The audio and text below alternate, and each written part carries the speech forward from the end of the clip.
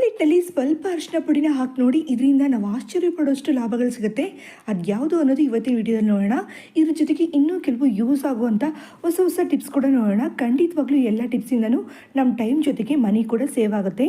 Hi friends, welcome back to my channel ಮನೆಗೆ ಮಂತ್ರಾಲಯ. ನೀವೇನಾದರೂ ಈ ಚಾನಲ್ನ ಮೊದಲನೇ ಬಾರಿ ನೋಡ್ತಾ ಇದ್ರೆ ಪ್ಲೀಸ್ ವಿಡಿಯೋನ ಪೂರ್ತಿಯಾಗಿ ನೋಡಿ. ಇಷ್ಟ ಆದರೆ ಚಾನಲ್ಗೆ ಲೈಕ್ ಆ್ಯಂಡ್ ಸಬ್ಸ್ಕ್ರೈಬ್ ಮಾಡ್ಕೊಳ್ಳಿ. ಬನ್ನಿ ಈಗ ವಿಡಿಯೋ ಏನು ಅಂತ ನೋಡೋಣ. ನೋಡಿ, ನಾವು ಯಾವಾಗಾದ್ರೂ ಸೀರೆ ಉಟ್ಕೊಂಡಾಗ, ಅದರಲ್ಲೂ ಈ ಥರ ಹೆವಿ ಬಾರ್ಡರ್ ಇರೋವಂಥ ಸೀರೆನ ಉಟ್ಕೊಂಡಾಗ ಒಂದು ದೊಡ್ಡ ಪ್ರಾಬ್ಲಮ್ ಆಗ್ತಿರುತ್ತೆ. ಅದು ಏನು ಅಂದರೆ ನೋಡಿ, ಬ್ಯಾಕ್ ಸೈಡ್ನಲ್ಲಿ ಈ ಸೀರೆ ಅನ್ನೋದು ಎದ್ದೊಳ್ತಾ ಇರುತ್ತೆ.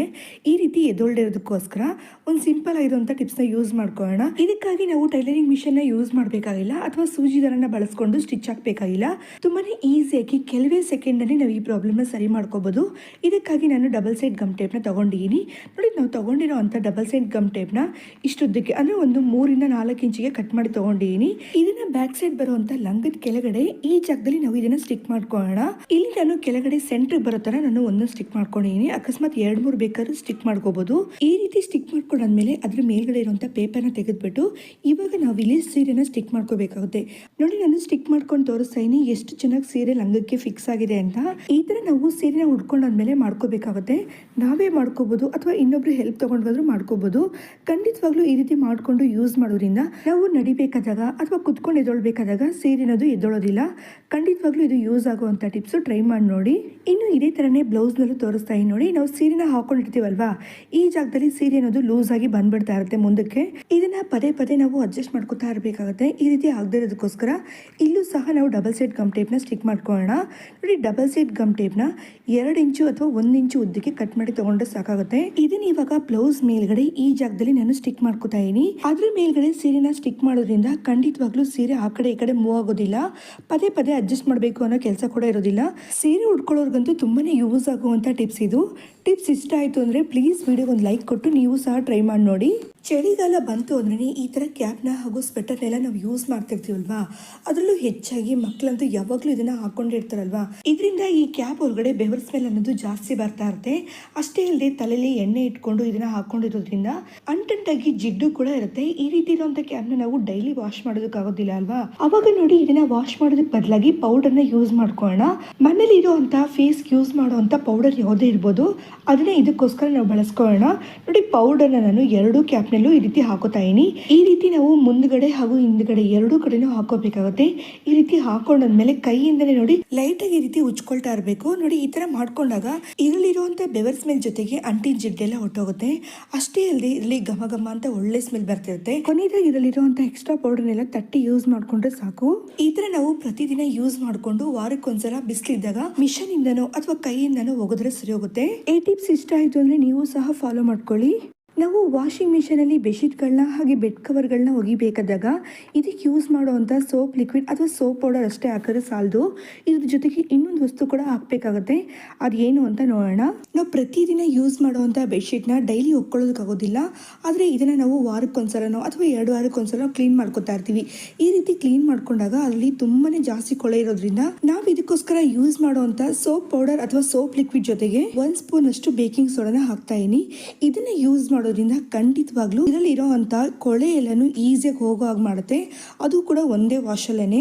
ನೀವು ಬೆಡ್ಶೀಟ್ನ ಕೈಯಲ್ಲಿ ಒಗಿತಿರೋ ಅಥವಾ ಈ ಥರ ಮಿಷನಲ್ಲಿ ಒಗಿತಿರೋ ಆವಾಗ ಸೋಪ್ ಲಿಕ್ವಿಡ್ ಅಥವಾ ಸೋಪ್ ಪೌಡರ್ ಜೊತೆಗೆ ಈ ಥರ ನೀವು ಬೇಕಿಂಗ್ ಸೋಡಾನ ಸೇರಿಸಿ ನೋಡಿ. ಖಂಡಿತವಾಗ್ಲೂ ಬಟ್ಟೆಗಳೆಲ್ಲ ಪೂರ್ತಿಯಾಗಿ ಕ್ಲೀನ್ ಆಗಿ ಪಳ ಅಂತ ಹೊಳೆಯೋ ಥರ ಕಾಣಿಸುತ್ತೆ.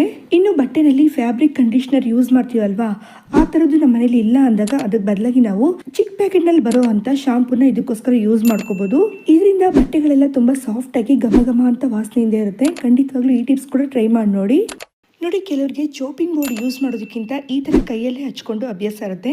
ಈ ರೀತಿ ಹಚ್ಕೊಳ್ಳೋದ್ರಿಂದ ಬೆರಳುಗಳ ಮಧ್ಯದಲ್ಲಿ ಲೈಟಾಗಿ ಕಟ್ ಆಗ್ತಿರುತ್ತೆ. ಅಷ್ಟೇ ಅಲ್ಲದೆ ಈ ಥರ ಮೆಷಿನ್ಗೆ ಹಚ್ಕೋಬೇಕಾದ್ರಂತೂ ಖಂಡಿತವಾಗ್ಲೂ ಕಟ್ಟಾಗಿ ಆ ಜಾಗದಲ್ಲಿ ಉರಿ ಕೂಡ ಆಗ್ತಿರುತ್ತೆ. ಆ ರೀತಿ ಆಗದಿರೋದಕ್ಕೋಸ್ಕರ ಈ ಸಿಂಪಲ್ ಟಿಪ್ಸ್ನ ಬಳಸ್ಕೊಳ್ಳೋಣ. ಇದಕ್ಕಾಗಿ ನಾನು ಐಸ್ ಕ್ರೀಮ್ ಸ್ಟಿಕ್ನ ಬಳಸ್ತಾ ಇದೀನಿ. ನೋಡಿ, ನಮ್ಮ ಮನೆಗಿರೋಂಥ ಯೂಸ್ ಮಾಡದೇ ಇರೋಂಥ ಐಸ್ ಕ್ರೀಮ್ ಸ್ಟಿಕ್ ಇದೆ ತಗೊಳ್ಳಿ. ಐಸ್ ಕ್ರೀಮ್ ಸ್ಟಿಕ್ಕು ಈ ಬೆರಳಲ್ಲಿ ನಿಲ್ಲೋದಕ್ಕೋಸ್ಕರ ಮೊದಲು ನಾವು ರಬ್ಬರ್ ಬ್ಯಾಂಡ್ನ ಹಾಕೊಳ್ಳೋಣ. ನೋಡಿ, ರಬ್ಬರ್ ಬ್ಯಾಂಡ್ನ ಈ ರೀತಿ ಹಾಕ್ಕೊಂಡು ಅದ್ರ ಒಳಗಡೆ ಐಸ್ ಕ್ರೀಮ್ ಸ್ಟಿಕ್ನ ಈ ರೀತಿ ಇಟ್ಕೊಂಡು ಕಟ್ ಮಾಡೋದ್ರಿಂದ ಈಸಿಯಾಗಿ ನಾವು ತರಕಾರಿಗಳನ್ನ ಕಟ್ ಮಾಡ್ಕೋಬೋದು. ಸ್ವಲ್ಪನೂ ಬೆರಳು ಯಾವುದು ಕಟ್ ಆಗೋದಿಲ್ಲ. ಅಷ್ಟೇ ಅಲ್ಲದೆ ಉರಿ ಕೂಡ ಬರೋದಿಲ್ಲ. ನೋಡಿ, ಈರುಳ್ಳಿ ಸಹ ನಾನು ಕಟ್ ಮಾಡಿ ತೋರಿಸ್ತಾ ಇದೀನಿ. ಎಷ್ಟು ಈಸಿಯಾಗಿ ಟಕ ಅಂತ ಎಲ್ಲನೂ ಕಟ್ ಮಾಡ್ಕೋಬೋದು ಅಂತ. ಇನ್ನು ಈ ಟಿಪ್ಸ್ ಎಲ್ಲ ನೀವು ಟ್ರೈ ಮಾಡಿ ನೋಡಿ. ಅಷ್ಟೇ ಅಲ್ಲದೆ ಇಷ್ಟ ಆಯಿತೋ ಇಲ್ವೋ ಅನ್ನೋದು ಕಮೆಂಟ್ ಸೆಕ್ಷನಲ್ಲಿ ತಿಳಿಸಿ. ನೋಡಿ ಊದ್ಗಡ್ಡಿನ ತೊಗೊಂಡಿದ್ದೀನಿ. ಇದ್ರ ಮೇಲ್ಗಡೆ ಮನೇಲಿರುವಂಥ ಅಯೋಡೆಕ್ಸ್, ಜಂಡು ಬಾಂಬು ಅಥವಾ ಅಮೃತಾಂಜನ್ ಇದರಲ್ಲಿ ಯಾವುದಾದ್ರೂ ಒಂದನ್ನು ಸ್ವಲ್ಪ ತಗೊಂಡು ಇದ್ರ ಮೇಲ್ಗಡೆ ಪೂರ್ತಿಯಾಗಿ ಹಚ್ಚಿ ತಗೋಣ. ನೋಡಿ ಇದೇ ಥರನೇ ಇನ್ನೊಂದು ಊದ್ಗಡ್ಡಿ ಕೂಡ ಮಾಡ್ಕೊಂಡಿದ್ದೀನಿ. ಇವಾಗ ಈ 2 ಊದ್ಗಡ್ಡಿನೂ ಹಚ್ಚಿ ತಗೋತಾ ಇದೀನಿ. ಈ ರೀತಿಯಾಗಿ ಹಚ್ಚಿ ತಗೊಂಡು ಮನೆ ಪೂರ್ತಿಯಾಗಿ ಎಲ್ಲ ಕಡೆ ತೋರಿಸ್ಬೇಕಾಗುತ್ತೆ. ಮುಖ್ಯವಾಗಿ ಮನೆ ಬಾಗ್ಲ ಹತ್ರ, ಮೇಲ್ಗಡೆ, ಕೆಳಗಡೆ, ಹಾಗೆ ಬಾಗಿಲು ಹಿಂದ್ಗಡೆ ಎಲ್ಲ ಪೂರ್ತಿಯಾಗಿ ನಾವು ತೋರಿಸ್ಬೇಕಾಗುತ್ತೆ. ಅಷ್ಟೇ ಅಲ್ಲದೆ ಮನೆ ಮೂಲೆ ಮೂಲೆನಲ್ಲೂ ಇದ್ರ ಜೊತೆಗೆ ಕಿಟಕಿ ಹತ್ರ ಇದನ್ನ ತೋರಿಸ್ಕೊಳ್ತಾ ಬರಬೇಕು. ಈ ರೀತಿ ಮಾಡೋದ್ರಿಂದ ಇದರಿಂದ ಬರುವಂಥ ಘಾಟ್ ಸ್ಮೆಲ್ಗೆ ಖಂಡಿತವಾಗ್ಲೂ ಸೊಳ್ಳೆಗಳು ಯಾವುದು ಮನೆಗೆ ಬರೋದಿಲ್ಲ. ಅಷ್ಟೇ ಅಲ್ಲದೆ ಚಿಕ್ಕ ಚಿಕ್ಕ ನೊಣಗಳು ಅವು ಕೂಡ ಬರೋದಿಲ್ಲ. ಖಂಡಿತವಾಗ್ಲೂ ಟ್ರೈ ಮಾಡಿ ನೋಡಿ. ನೋಡಿ ಒಂದು ಪ್ಲಾಸ್ಟಿಕ್ ಬಾಟಲ್ನ ತಗೊಂಡಿದ್ದೀನಿ. ಇದನ್ನ ತುಂಬಾನೇ ಬೆಸ್ಟಾಗಿ ಯಾವ ರೀತಿ ರಿಯೂಸ್ ಮಾಡೋದು ಅಂತ ನೋಡೋಣ. ಮೊದಲು ಈ ಬಾಟಲ್ ಮೇಲ್ಗಡೆ ಇರುವಂಥ ಕವರ್ನ ತೆಕ್ಕೊಂಡು ಬಾಟಲ್ನ ಚೆನ್ನಾಗಿ ಕ್ಲೀನ್ ಮಾಡಿ ತಗೋಣ. ಇದಾದ್ಮೇಲೆ ನಾನು ಈ ಶೇಪ್ನಲ್ಲಿ ಮಾರ್ಕ್ ಮಾಡಿ ತಗೊಂಡಿದ್ದೀನಿ. ಮಾರ್ಕ್ ಮಾಡಿರೋದನ್ನ ಕಟರಿಂದ ಕಟ್ ಮಾಡಿ ತಗೊಂಡಿದ್ದೀನಿ. ಇವಾಗ ನೋಡಿ ನಮ್ಮ ಸ್ಟ್ಯಾಂಡ್ ರೆಡಿಯಾಗಿ ಸಿಕ್ಕಿದೆ. ಸೂಪರ್ ಆಗಿ ಆನ್ಲೈನಲ್ಲಿ ಹೇಗೆ ಸಿಗುತ್ತೋ ಅದೇ ರೀತಿಯಲ್ಲೇ ನಮಗೆ ರೆಡಿಯಾಗಿ ಸಿಕ್ಕಿದೆ. ಇವಾಗ ಇದನ್ನ ಆಣಿಗೆ ತಗ್ಲಾಕೊಂಡು ಯೂಸ್ ಮಾಡ್ಕೋಬಹುದು ಅಥವಾ ಇದ್ರ ಹಿಂದ್ಗಡೆ ಡಬಲ್ ಸೈಡ್ ಗಮ್ ಟೇಪ್ನ ಸ್ಟಿಕ್ ಮಾಡ್ಕೊಂಡು ಯೂಸ್ ಮಾಡ್ಕೋಬಹುದು. ನೋಡಿ ಇದನ್ನ ಸ್ವಿಚ್ ಬೋರ್ಡ್ ಪಕ್ಕದಲ್ಲಿ ಸ್ಟಿಕ್ ಮಾಡ್ಕೋಬಹುದು, ಗೋಡೆ ಮೇಲಾದ್ರೂ ಸ್ಟಿಕ್ ಮಾಡ್ಕೋಬಹುದು. ಇಲ್ಲಿ ಉಡ್ಡಿರೋದ್ರಿಂದ ಅದ್ರ ಮೇಲ್ಗಡೆ ಸ್ಟಿಕ್ ಮಾಡ್ಕೋತಾ ಇದೀನಿ. ಈ ರೀತಿ ನಾವು ಚೆನ್ನಾಗಿ ಫಿಕ್ಸ್ ಮಾಡ್ಕೊಂಡು ಇದ್ರಲ್ಲಿ ನಾವು ಚಾರ್ಜ್ ಹಾಕ್ಬೇಕಾಗಿರುವಂತ ಫೋನ್ನ ಹಾಕಿಟ್ಕೊಳ್ಳೋಣ. ನೋಡೋದಕ್ಕೆ ತುಂಬಾನೇ ಚೆನ್ನಾಗಿ ಕಾಣಿಸೋದು ಅಷ್ಟೇ ಇಲ್ಲದೇನೆ ತುಂಬಾನೇ ಯೂಸ್ಫುಲ್ ಕೂಡ ಇದೆ. ಇನ್ನು ಇದನ್ನ ಮಲ್ಟಿಪರ್ಪಸ್ ಸ್ಟ್ಯಾಂಡ್ ಕೂಡ ಯೂಸ್ ಮಾಡ್ಕೋಬಹುದು. ಅಂದ್ರೆ ನಾವು ಇದರಲ್ಲಿ ಚಾರ್ಜಿಂಗ್ ಹಾಕುವಂತ ಫೋನ್ ಅಷ್ಟೇ ಇಲ್ಲದೇನೆ ನೋಡಿ ರಿಮೋಟ್ಸ್ ಎಲ್ಲ ಹಾಕಿಟ್ಕೋಬಹುದು. ಅಷ್ಟೇ ಇಲ್ಲದೆ ಈಸಿಯಾಗಿ ಸಿಗೋದಕ್ಕೋಸ್ಕರ ಪ್ಯಾಕೆಟ್ ಕ್ಯಾಲೆಂಡರ್ನ ಇದ್ರಲ್ಲಿ ಹಾಕಿಟ್ಕೋಬಹುದು. ಇನ್ನು ಈ ಬಾಟಲ್ ಮೇಲ್ಗಡೆ ಈ ತರ ಪಾರ್ಟ್ ಇತ್ತಲ್ವಾ, ಅದನ್ನ ಈ ತರ ನಾನು ಕಟ್ ಮಾಡಿ ತಗೊಂಡಿದ್ದೀನಿ. ಇದನ್ನ ಉಪಯೋಗಿಸ್ಕೊಂಡು ಈಸಿಯಾಗಿ ಅಕ್ಕಿ ಎತ್ತಕ್ಕೆ ಅಥವಾ ಬೇಳೆ ಎತ್ಕೊಳ್ಳೋಕೆ ಅಂತ ಬಳಸ್ಕೋಬಹುದು. ತುಂಬಾನೇ ಯೂಸ್ ಆಗುವಂತ ಟಿಪ್ಸ್ ಇದು. ಖಂಡಿತವಾಗ್ಲೂ ನೀವು ಟ್ರೈ ಮಾಡೋದ್ರ ಜೊತೆಗೆ ನಿಮ್ಮ ಫ್ರೆಂಡ್ಸ್ ಅಂಡ್ ಫ್ಯಾಮಿಲಿ ಕೂಡ ಶೇರ್ ಮಾಡಿ, ಅವ್ರಿಗೂ ಸಹ ಯೂಸ್ ಆಗುತ್ತೆ. ನೋಡಿ ಒಂದು ಚಿಕ್ಕದಾಗಿರುವಂಥ ಬೌಲ್ ತಗೊಳ್ಳಿ. ಇದರಲ್ಲಿ ಅರ್ಧ ಟೀ ಸ್ಪೂನ್ ಅಷ್ಟು ಅರಿಶಿನ ಪುಡಿನ ಹಾಕೋತಾ ಇದೀನಿ. ನೆಕ್ಸ್ಟ್ ಇದರಲ್ಲಿ ಅರ್ಧ ಟೇಬಲ್ ಸ್ಪೂನ್ ಅಷ್ಟು ಪುಡಿ ಉಪ್ಪನ್ನ ಹಾಕೋತಾ ಇದೀನಿ. ನೆಕ್ಸ್ಟ್ ಇದ್ರ ಜೊತೆಗೆ ಮನೇಲಿ ಯೂಸ್ ಮಾಡದೇ ಇರುವಂತ ಅಥವಾ ಎಕ್ಸ್ಪೈರ್ ಆಗಿರುವಂತ ಟ್ಯಾಬ್ಲೆಟ್ಸ್ 3 ಟ್ಯಾಬ್ಲೆಟ್ನ ತಗೊಂಡಿದ್ದೀನಿ. ಇವಾಗ ಇದನ್ನ ಚೆನ್ನಾಗಿ ಕುಟ್ಟಿ ಪುಡಿ ಮಾಡಿ ತಗೋಣ. ಇವಾಗ ಪುಡಿ ಮಾಡಿರುವಂತ ಟ್ಯಾಬ್ಲೆಟ್ನ ಇದ್ರಲ್ಲಿ ಸೇರಿಸ್ಕೊಳ್ಳೋಣ. ಇದಾದ್ಮೇಲೆ ಸ್ವಲ್ಪ ನೀರನ್ನ ಹಾಕೊಂಡು ಚೆನ್ನಾಗಿ ಮಿಕ್ಸ್ ಮಾಡಿ ತಗೋಣ. ಇದರಲ್ಲಿರುವಂತ ಮಾತ್ರೆ ಹಾಗೂ ಉಪ್ಪೆಲ್ಲ ನೀರಲ್ಲಿ ಚೆನ್ನಾಗಿ ಕರಗಬೇಕು, ಅಲ್ಲಿ ತನಕ ಮಿಕ್ಸ್ ಮಾಡಿ ತಗೋಣ.